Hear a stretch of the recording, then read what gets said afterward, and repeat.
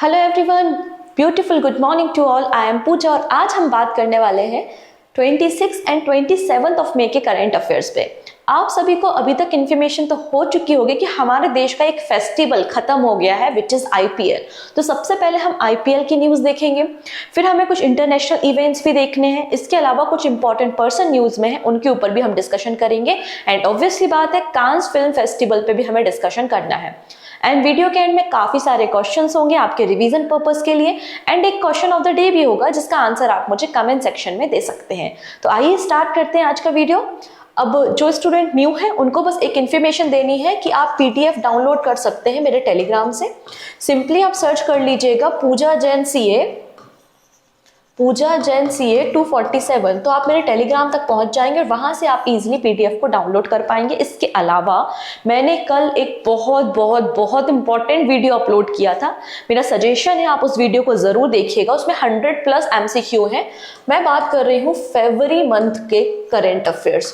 तो फरवरी मंथ के top 100 MCQ current affairs के मैंने डिस्कस किए हैं।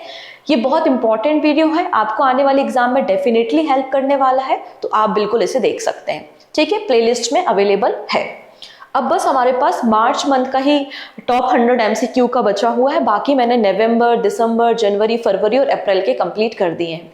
ओके, और फिर ऑब्वियसली बात है अब अप्रैल खत्म हो रहा है तो मई के भी टॉप 100 MCQ हम डिस्कस करेंगे। ओके, सो स्टार्ट करेंगे आईपीएल के बारे में। तो रिसेंटली 17th एडिशन आईपीएल का कंक्लूड हुआ है। फाइनल मैच कहां पर खेला गया था? तो चेन्नई में। चेन्नई में जो आपका चिदम्बरम स्टेडियम है, चिदम्बरम स्टेडियम चेन्नई में फाइनल मैच खेला गया था और फाइनल मैच केकेआर मतलब कोलकाता नाइट राइडर्स और सनराइजर हैदराबाद के बीच में हुआ था। और यहाँ पर विक्ट्री किसने ली है? तो कोलकाता नाइट राइडर ने ली है, जिसके आपको कैप्टन भी देखने को मिल रहा है श्रेयस अय्यर है और इनके मेंटोर है गौतम गंभीर, और ये इनका 3rd नंबर का टाइटल है। तीसरे नंबर की trophy recently Kolkata knight rider ने जीती है 17th addition of Tata IPL, क्योंकि टाटा स्पॉन्सर था इसलिए इसका नाम टाटा आईपीएल है।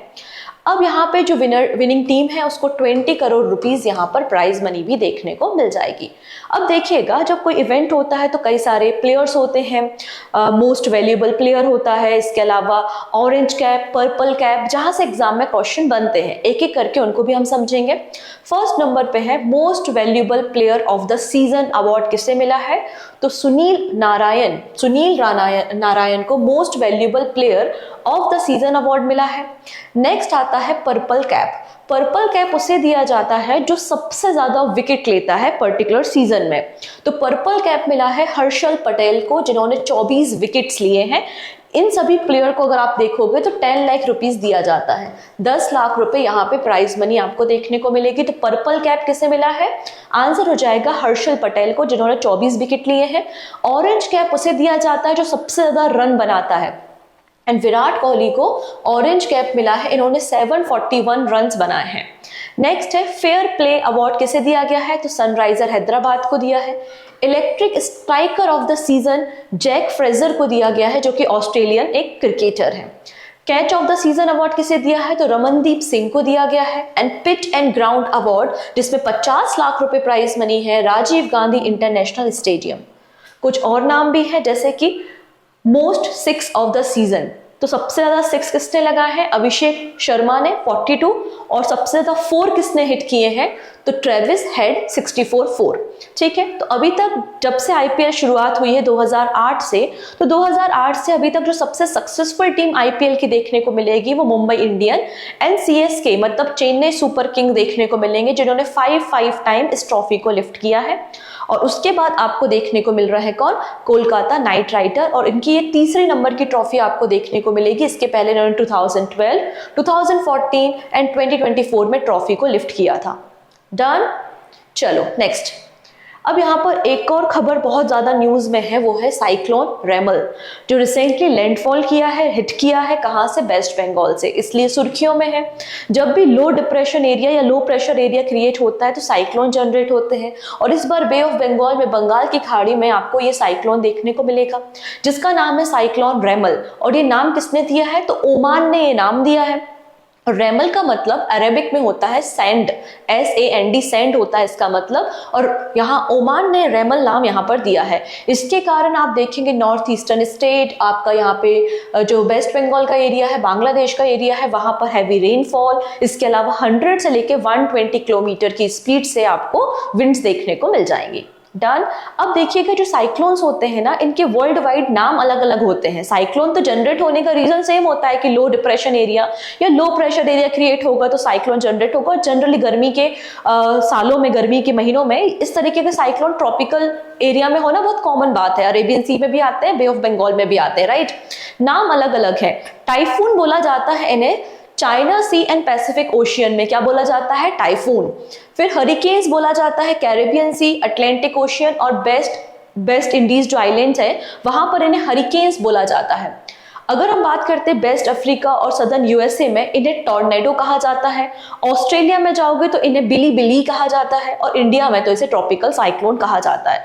तो ये आपको अलग अलग एरिया वाइज नाम देखने को मिलते हैं, ठीक है। अब इंटरनेशनल इवेंट्स पे हम डिस्कशन कर रहे हैं तो हमको G7 कंट्रीज देखने को मिलेगी, जैसे हम ग्रुप ऑफ 7 कहते हैं, जिसमें आपको 7 कंट्रीज मिलती है, which is Canada, France, Germany, Italy, Japan, USA और यूके, ठीक है। एक ग्रुप ऑफ 7 है, और ग्रुप ऑफ 7 की जो मीटिंग होने वाली है उसमें इंडियन प्राइम मिनिस्टर जो भी बनते हैं इलेक्शन के बाद, उन्हें भी इनवाइट किया गया है। तो G7 ने क्या कमिट किया है, तो G7 ने कमिट किया है कि हम नेट कार्बन एमिशन जीरो करेंगे बाय 2050। जैसे कि इंडिया का कमिटमेंट है ना 2070 का, वैसे इन्होंने भी कर दिया है कि हम 2050 तक नेट कार्बन एमिशन को जीरो कर देंगे।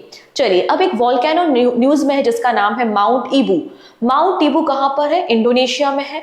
इंडोनेशिया यहाँ पर आपको देखने को मिलेगा, जो कि लगभग 16,000 आइलैंड नेशंस आपको यहाँ पर देखने को मिलते हैं। और ये पूरा एरिया आपके रिंग ऑफ फायर में आता है, जहां पे लगातार वोल्केनो इरप्शन होते ही रहते हैं, ज्वालामुखी घटनाएं होती ही रहती हैं। एंड अभी कुछ दिन पहले माउंट ईबू यहाँ पर इरप्ट हुआ है। और भी कुछ इंपॉर्टेंट आप यहाँ पे वोल्केनो देख पाओगे, जैसे कि Mount Krakatoa, Mount Tambora, Mount Merapi कुछ दिन पहले ही इसमें भी इरप्शन हुआ था, एंड माउंट सेमेरू। ये सभी एक्टिव वोल्केनोज हैं, और ये सभी एक्टिव वोल्केनो, सक्रिय ज्वालामुखी आपको इंडोनेशिया में देखने को मिल जाएंगे, ठीक है। नेक्स्ट है, ऑस्ट्रेलिया में पहला human case of the bird flu report हुआ है, ठीक है। बर्ड फ्लू को हम H5N1 के नाम से भी जानते हैं। ऐसा बोला जा रहा है कि जो बच्चा जिसमें ये बर्ड फ्लू वायरस देखा गया है, सॉरी बर्ड फ्लू देखा गया है H5N1, वो बच्चा कुछ दिन पहले इंडिया से आया है। तो ऑस्ट्रेलियन गवर्नमेंट ने कंफर्म किया है केस कि पहला ह्यूमन बर्ड फ्लू का जो केस है H5N1 का, वो रिपोर्ट हुआ है ऑस्ट्रेलिया में। ये बर्ड फ्लू की शुरुआत 1996 में हुई थी। पहला केस यहाँ पर आपको चाइना में देखने को मिलेगा, और इंडिया में पहला केस 2021 में हरियाणा में देखने को मिला गया था, ठीक है।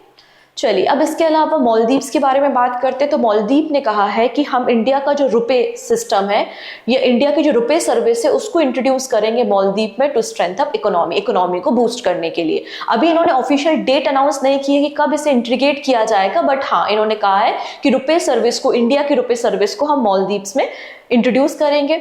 अगर हम रुपए सर्विस की बात करते हैं तो इसे national payment corporation of India मतलब NPCI ने 2012 में लॉन्च किया था, और कुछ दिन पहले आप देखो कई सारी कंट्रीज ने रुपए को एक्सेप्ट किया है, जैसे कि Bhutan, Nepal, Mauritius, UAE and Singapore. Done.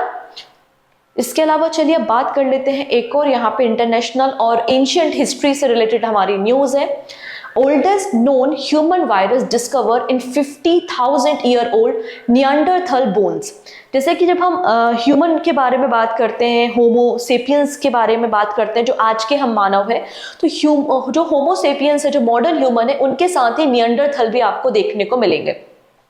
तो निएंडरथल का एक स्केलेटन मिला था रशिया की केव में, और वहां पर उनके DNA सैंपल में 3 वायरस पाए गए। तो यहाँ पर अब हिस्टोरियन का ऐसा कहना है, हो सकता है निएंडरथल के जो एक्सटिंक्ट वो हो गए हैं, गायब हो गए, उनमें से एक रीजन ये वायरस भी तो हो सकते हैं कि उस समय वायरस फैल गया हो और सभी लोग मारे गए हो क्योंकि उनके पास कोई ट्रीटमेंट ना हो, ऐसा थ्योरी बनाई जा रही है। तो researchers found trace of many present day virus in the bone of the 2 Neanderthal who lived 50,000 year ago। जो आज 3 वायरस प्रेजेंट है मार्केट में, वैसे ही 3 वायरस इनकी बोन्स में भी पाए गए हैं, ठीक है, ये एंशियंट वायरस का जो सैंपल हमें मिला हुआ है स्केलेटन से, वो कहाँ से मिला है? तो रशिया के चेंग्रियस्किया केव से हमको देखने को मिला है। ठीक है, ये यूरोप और एशिया में 1000 ईयर पहले रहा करते थे और अभी तक का हमारे पास जो सबसे ओल्डेस्ट वायरस प्रेजेंट था इसके पहले, ये तो 50,000 साल पुराना वायरस हमें मिला। इसके पहले हमारे पास जो डीएनए प्रेजेंट था वो 31,000 ईयर ओल्ड एक वायरस हमारे पास था, होमोसेपियंस के टीथ में मिला था फ्रॉम द साइबेरिया, और अब ये हो चुका है जो कि नियांडरथल की बोन में मिला है हमको रशिया से। ठीक, चलो अब बात करते हैं कुछ स्टेट न्यूज पे। पहली न्यूज है, Uttar Pradesh tops in addition of transmission line in 23-24। So recently Central electricity Authority ने अपना एक डेटा पब्लिश किया है और उसमें कहा है कि नंबर ऑफ ट्रांसमिशन लाइन के एडिशन में उत्तर प्रदेश ने टॉप किया है, सेकेंड नंबर पे गुजरात एंड थर्ड नंबर पे तमिलनाडु है। उत्तर प्रदेश ने 2023-24 में total 1460 circle kilometre transmission line add on की हैं, ऐसा इसमें बताया गया है। तो हमें बस टॉप 3 स्टेट याद रखने हैं, which is UP, Gujarat and Tamil Nadu, जो कि टॉप पर है ट्रांसमिशन लाइन एडिशन के मामले में in 23-24 according to the central electricity authority data. अगर हम सेंट्रल इलेक्ट्रिसिटी अथॉरिटी के बारे में बात करते हैं तो एक स्टैच्यूटरी बॉडी है, मतलब एक एक्ट के जरिए इसे बनाया गया है 1951 में under the electricity supply act of 1948, और बाद में इस एक्ट को रिप्लेस कर दिया गया। किससे रिप्लेस कर दिया गया? इलेक्ट्रिसिटी एक्ट 2003 से रिप्लेस कर दिया गया। ये मिनिस्ट्री ऑफ पावर के अंदर काम करता है। इसके अलावा ये हमारी जो इलेक्ट्रिसिटी पॉलिसीज हैं उनको प्लान करने का काम भी करता है, और हमारे देश के जो हाइडल पावर प्रोजेक्ट होते हैं उनको भी अप्रूव करने का काम करता है। नई दिल्ली में हेडक्वार्टर भी मिल जाएगा और इसके चेयरमैन है घनश्याम प्रसाद। ओके, चलिए अब बात करते हैं यहाँ पर ग्रेट इंडियन बस्टर्ड की काउंटिंग के बारे में। एक्चुअली अभी पहली बार 64 ग्रेट इंडियन बस्टर्ड्स को देखा गया है। कहां पर स्पॉट किया गया है? नेशनल डेजर्ट पार्क जैसलमेर में। लास्ट एडिशन अगर आप देखोगे 2022 में देखेंगे, 2023 में रेनफॉल सही नहीं था और उस समय प्रॉपर काउंटिंग हो नहीं पाई। तो अगर हम 2022 का सेंसस उठाते हैं तो हमें 42 बर्ड्स स्पॉट हुए थे, लेकिन इस बार अगर आप देखोगे तो हमें 64 बर्ड्स स्पॉट हुए हैं। तो for the first time 64 great Indian bustard also known as the godawan were spotted in the Jaisalmer district. ठीक है, और जो एनुअल वाटर होल सर्वे होता है जिसमें वाइल्ड लाइफ की सेंसस की जाती है, उसके अकॉर्डिंगली हमको ये पता चला है। ग्रेट इंडियन बस्टर्ड आप देखेंगे क्रिटिकली इंडेंजर स्पीसीज है। जनरली ये लोग ड्राई ग्रासलैंड में पाए जाते हैं और इंडियन जो वाइल्ड लाइफ प्रोटेक्शन एक्ट 1972 है उसके शेड्यूल 1 में मिल जाएंगे। तो इंपॉर्टेंट इतनी बात है, याद रखना है। ठीक है, नेक्स्ट अब यहाँ पे देखेंगे एक periodic labour force survey release हुआ है। जनवरी से लेकर मार्च 2024 तक अनएम्प्लॉयमेंट रेट क्या है, बेरोजगारी दर क्या है अलग अलग राज्यों में, अलग अलग यूनियन टेरिटरी में, और फीमेल अनएम्प्लॉयमेंट क्या है, ये सारी बातें इस सर्वे में पब्लिश की गई हैं। और इस सर्वे को रिलीज किसने किया है? Ministry of statistics and programme implementation ने किया है, और 22 राज्यों और यूनियन टेरिटरी में इस सर्वे को किया गया है। ठीक है, तो 15 से लेकर 29 साल, 15 से लेकर 29 एज ग्रुप के जो भी यूथ हैं अलग अलग स्टेट एंड यूनियन टेरिटरी में, उनके बीच में अनएम्प्लॉयमेंट रेट, बेरोजगारी दर क्या है, उस पर हमें डिस्कशन करना है। तो कुछ बातें मैं बता रही हूँ। सबसे पहली बात हम करते हैं ओवरऑल कैटेगरी। ओवरऑल सबसे ज्यादा अनएम्प्लॉयमेंट रेट कहाँ है? वही है जो सबसे ज्यादा साक्षरता है। जितने लोग एजुकेट होते हैं उतने ज्यादा अनएम्प्लॉयमेंट भी आ जाता है, क्योंकि जरूरत के हिसाब से, या अपने कोई पीएचडी है तो ऑब्वियस सी बात है वो प्यून का काम तो करेगा नहीं। तो उस हिसाब से अगर आप कंपेयर करो तो ओवरऑल केरला में अनएम्प्लॉयमेंट रेट सबसे ज्यादा है। केरला के बाद आपको Jammu and Kashmir and then Telangana देखने को मिलेंगे। ये ओवरऑल कैटेगरी है। अब हम बात करते हैं मेल कैटेगरी में। तो मेल कैटेगरी में सबसे ज्यादा जो अनएम्प्लॉयमेंट है वो आपको केरला में देखने को मिलेगा। केरला के बाद बिहार, और फिर बिहार के बाद उड़ीसा है जहां पे सबसे ज्यादा मेल अनएम्प्लॉयड है। अगर हम फीमेल अनएम्प्लॉयमेंट की बात करते हैं तो जम्मू कश्मीर, केरला और उत्तराखंड देखने को मिल जाएंगे। ठीक, अब लोवेस्ट की बात करते हैं, वो राज्य या वो यूनियन टेरिटरी जहां पर सबसे कम अनएम्प्लॉयमेंट मतलब बेरोजगारी दर है। तो दिल्ली, तो यहाँ ओवरऑल कैटेगरी में कौन टॉप कर रहा है? तो ओवरऑल कैटेगरी में जहां पर सबसे कम आपको अनएम्प्लॉयमेंट देखने को मिलेगा वो दिल्ली है। मेल कैटेगरी में भी दिल्ली है, फीमेल कैटेगरी में भी दिल्ली है। तो low female unemployment rate Delhi Gujarat में, लो मेल अनएम्प्लॉयमेंट रेट भी दिल्ली गुजरात में आपको देखने को मिल जाएगा। डन। तो लोवेस्ट अनएम्प्लॉयमेंट रेट दिल्ली में है 3.1 3.1, फिर गुजरात में है 9% और हरियाणा में है 9.5%। तो केवल ये 3 ही स्टेट है या यूनियन टेरिटरी है, दिल्ली, गुजरात और हरियाणा, जहां पे अनएम्प्लॉयमेंट रेट 1 डिजिट में है। अदरवाइज हर कहीं आपको अनएम्प्लॉयमेंट रेट सिंगल डिजिट में नहीं, डबल डिजिट में देखने को मिलेगा। आप केरला में ही देख लीजिए कि 31.8% आपको अनएम्प्लॉयमेंट रेट देखने को मिल जाएगा।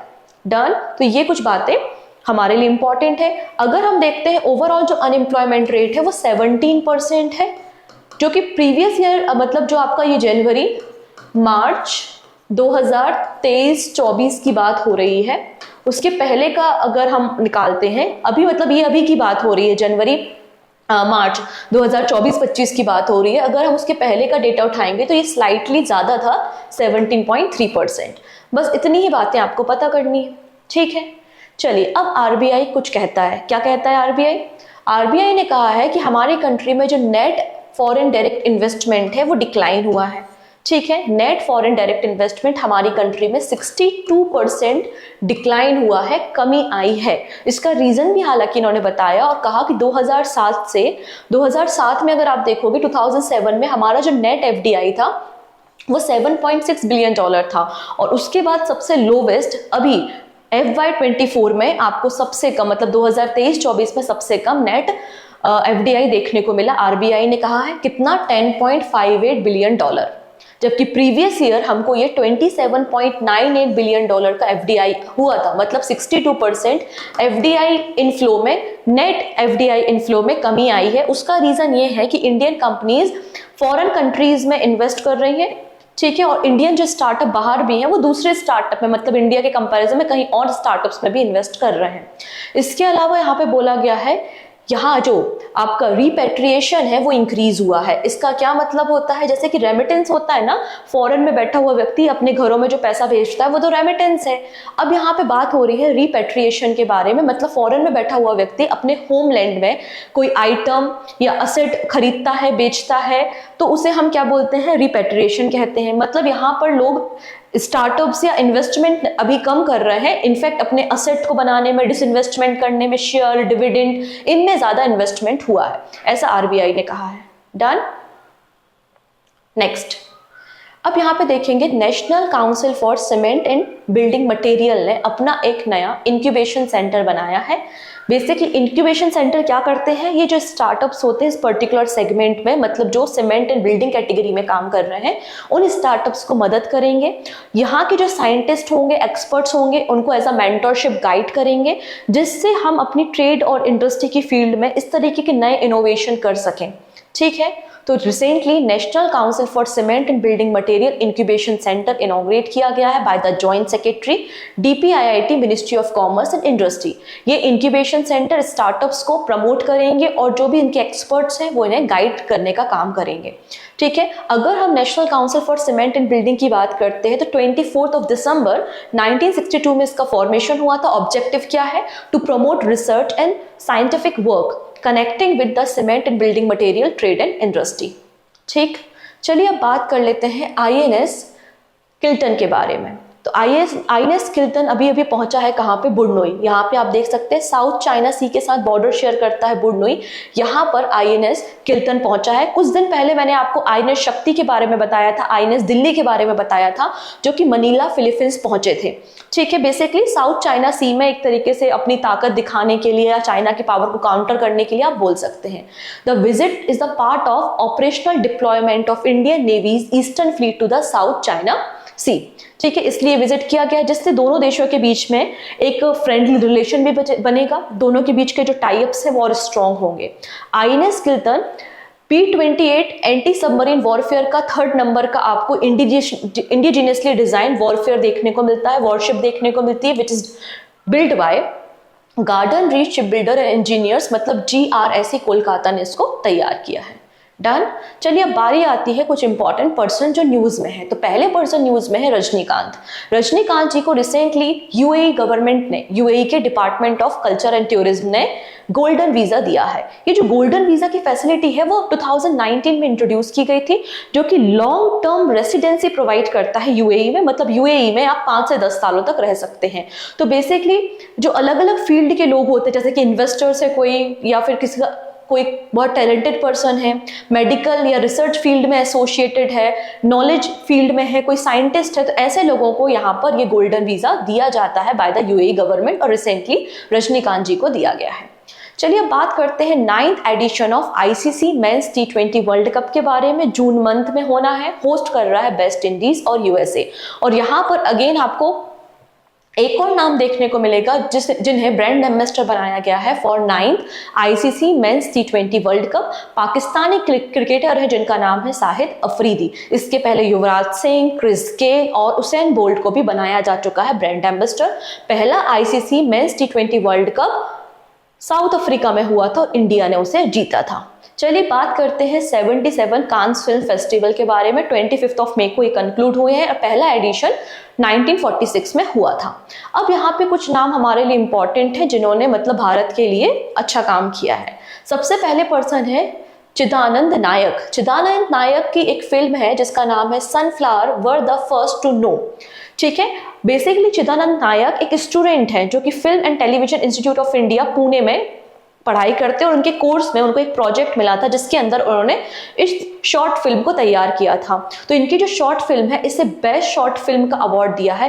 Last sniff award for the best short film किसे दिया है? तो चिदानंद नायक को दिया है। इनकी फिल्म है sunflower were the first to no.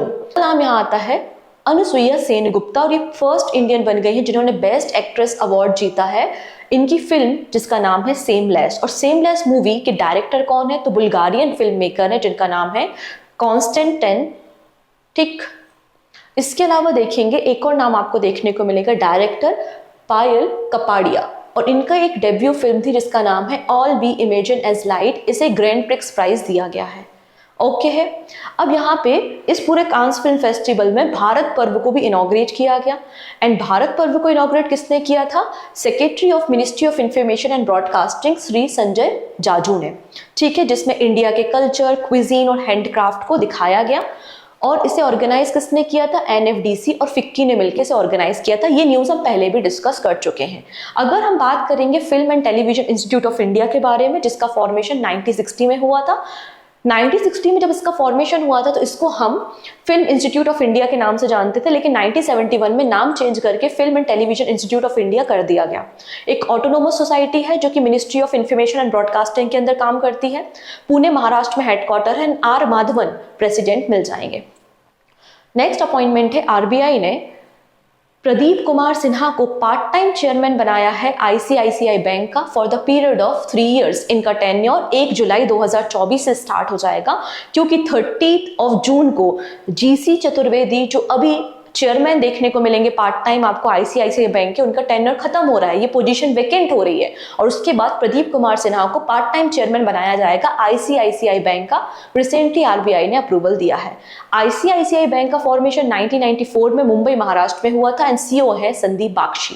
इसके अलावा एक और पर्सन जो हमें न्यूज में देखने को मिले हैं वो है chief of army staff general Manoj Pande ji. इनका टेन्योर 31 मई को खत्म हो रहा था, लेकिन फिलहाल कैबिनेट ने इनके टेन्योर को 1 मंथ के लिए 1 मंथ के लिए एक्सटेंड कर दिया है, मतलब 30 जून तक के लिए एक्सटेंड कर दिया है। इसलिए chief of army staff general Manoj Pande भी न्यूज में देखने को मिलेंगे। तो इस तरीके से ये कुछ पर्सन थे जो न्यूज में थे। चलिए अब बात करते हैं एमसीक्यू के बारे में। ये एनवायरमेंट के सेगमेंट के क्वेश्चन है और मुझे लगता है इंपॉर्टेंट क्वेश्चन है। जैसे कि IUCN स्टेटस गैंगेटिक डॉल्फिन का क्या है? अभी हमने देखा था 4000 डॉल्फिन है, 2000 से ज्यादा डॉल्फिन उत्तर प्रदेश में है, और इनकी कैटेगरी क्या हो जाएगी? Endangered category. नेक्स्ट है IUCN स्टेटस ऑफ मार्खोर। ये आपके IUCN स्टेटस में नियर थ्रेटेंड कैटेगरी में आते हैं, ऑप्शन सी। नेक्स्ट है रेमल, जो एक साइक्लोन डेवलप हुआ है बे ऑफ बंगाल में। इसका नामकरण किसने किया है? तो नाम किसने दिया है? ओमान ने। ऑप्शन सी बिल्कुल करेक्ट हो जाएगा। नेक्स्ट है यूनाइटेड नेशन जनरल असेंबली ने इंटरनेशनल डे ऑफ मार्खोर किस दिन सेलिब्रेट किया? तो 24 मई को। फुटबॉल डे 25 मई को। ठीक है, हमने वीकली करंट अफेयर डिस्कस किया था, उनमें सारी बातें करी थी। फिर है सेगा दावा फेस्टिवल कहाँ पे सेलिब्रेट किया, तो बुद्ध पूर्णिमा में सिक्किम में इसको मनाया गया। B is the right answer. Delhi ने यहाँ पर टॉप किया है इंडिया में Oxford Economics global city index में, और इंडिया में दिल्ली की रैंकिंग 350 है। हाईएस्ट रैंकिंग किसकी है, टॉप किसने किया है इंडेक्स में, तो आंसर हो जाएगा New York. Saurabh S Mehta, recently इन्होंने वर्ल्ड का पहला फुली बायोडिग्रेडेबल पेन इंट्रोड्यूस किया है। बोला जा रहा है इस पेन का नाम क्या है, तो पेन का नाम है नोट। नोट का मतलब है नो ऑफेंस टू अर्थ। इसको डिजाइन किसने किया है, सौरभ एच मेहता, न्यू दिल्ली से है, और ये वर्ल्ड का पहला फुली बायोडिग्रेडेबल पेन है। स्टार प्लेयर दिनेश कार्तिक ने रिसेंटली रिटायरमेंट अनाउंस किया है आईपीएल से। ये आईपीएल 2024 में किस टीम से खेल रहे थे, आंसर हो जाएगा RCB, royal Challengers Bengaluru. And this is question of the day. Done. इसका आंसर आप मुझे कमेंट सेक्शन में देंगे कि डीडी किसान ने 2 नए यहाँ पर एआई एंकर इंट्रोड्यूस किए हैं, उन दोनों एआई एंकर के नाम क्या है। जो भी सही आंसर होगा आप मुझे कमेंट में बता सकते हैं।